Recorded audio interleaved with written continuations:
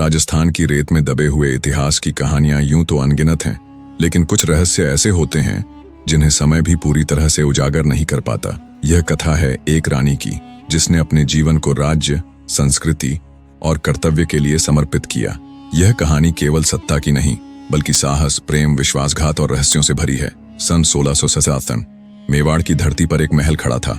कुंभ सरगढ़ का किला, ऊंची ऊंची दीवारें, गहरी खाइयां और शाही दरवाजे। पर इन दीवारों के भीतर अक्सर एक सन्नाटा छाया रहता। किला बाहर से भव्य दिखता था, लेकिन भीतर कई रहस्य दफन थे। महल की सबसे ऊंची चौकी पर रोज शाम को रानी पद्मिनी देवी खड़ी होकर सूर्यास्त देखा करती। कहते हैं उनकी आंखों में उदासी रहती थी, जैसे कोई गहरा दर्द छुपा हो। रानी पद्मिनी का विवाह राजा विक्रम देव से हुआ था। राजा युद्ध कला में प्रवीण और प्रजा हितैषी थे, परंतु महल की राजनीति उतनी ही खतरनाक थी जितनी बाहरी दुश्मनों की तलवारें। दरबार में अक्सर षड्यंत्र रचे जाते। कई सामंत और मंत्री रानी की बढ़ती लोकप्रियता से ईर्ष्या करते। वे मानते थे कि रानी का प्रभाव राजा पर बहुत अधिक है। इसी बीच दिल्ली सल्तनत का एक सेनापति मलिक कासिम ने मेवाड़ पर नजर गड़ा रखी थी। वह केवल राज्य जीतना ही नहीं चाहता था, बल्कि उसने सुना था कि महल में एक गुप्त खजाना छिपा है, जो राजवंश का सबसे बड़ा रहस्य था। रानी को बार बार एक सपना आता। वह देखती कि किले की अंधेरी सुरंगों में कोई चल रहा है, हाथ में मशाल है और अचानक दीवार से खून टपकने लगता है। आवाज आती है, सावधान, तुम्हारे सबसे करीबी ही तुम्हारे शत्रु हैं।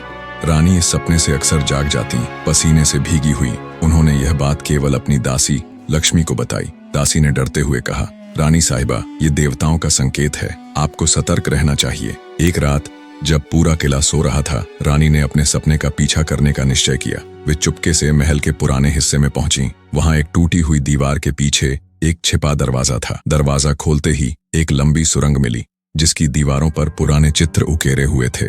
चित्रों में युद्ध, बलिदान और देवी की पूजा दर्शाई गई थी। अचानक उन्हें एक जगह पर सिंहासन पर बैठी एक महिला का चित्र दिखा, जिसकी शक्ल उनसे मिलती जुलती थी। नीचे संस्कृत में लिखा था, जो इस वंश की रानी बनेगी, वही रहस्य की रक्षक होगी। रानी समझ गईं कि यह केवल खजाने की नहीं, बल्कि वंश की परंपरा और शक्ति की बात है।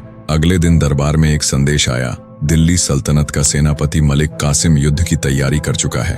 राजा विक्रम देव तुरंत रणनीति बनाने लगे, पर दरबार के एक मंत्री जय सिंह गुप्त रूप से कासिम से मिला हुआ था। वह किले का नक्शा और सुरंगों का रहस्य उसे सौंपना चाहता था। रानी को जब यह बात पता चली, उन्होंने राजा को बताने का सोचा, लेकिन उनके पास कोई ठोस सबूत नहीं था। एक तूफानी रात को रानी ने सुरंग के पास आवाजें सुनी। वहां मंत्री जय सिंह खड़ा था और उसके हाथ में एक पर्चा था, जिस पर किले का नक्शा बना हुआ था। रानी तुरंत आगे बढ़ी और बोली, जय सिंह, तुम्हारी हिम्मत कैसे हुई अपने राज्य से विश्वासघात करने की? जय सिंह घबरा गया, पर हंसकर बोला, रानी साहिबा, जब ताज और खजाना मेरे पास होगा, तब देखूंगा कौन मुझे रोकता है।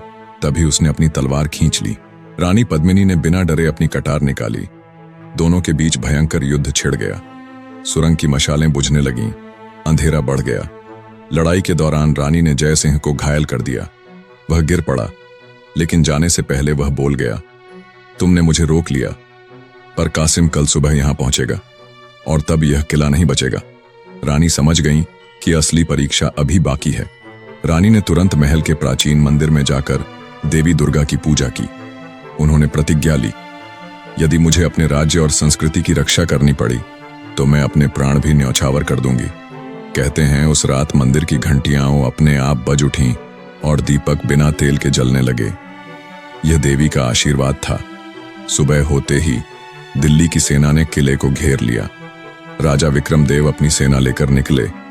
युद्ध भूमि में खून की नदियां बहने लगीं। तलवारों की चमक और रणघोष गूंज उठा। इसी बीच मलिक कासिम गुप्त सुरंग की ओर बढ़ा। उसे लगा कि वह आसानी से खजाने तक पहुंच जाएगा, लेकिन सुरंग के द्वार पर रानी पद्मिनी पहले से मौजूद थीं। कासिम ने कहा, रानी, रास्ता छोड़ दो, मुझे केवल खजाना चाहिए।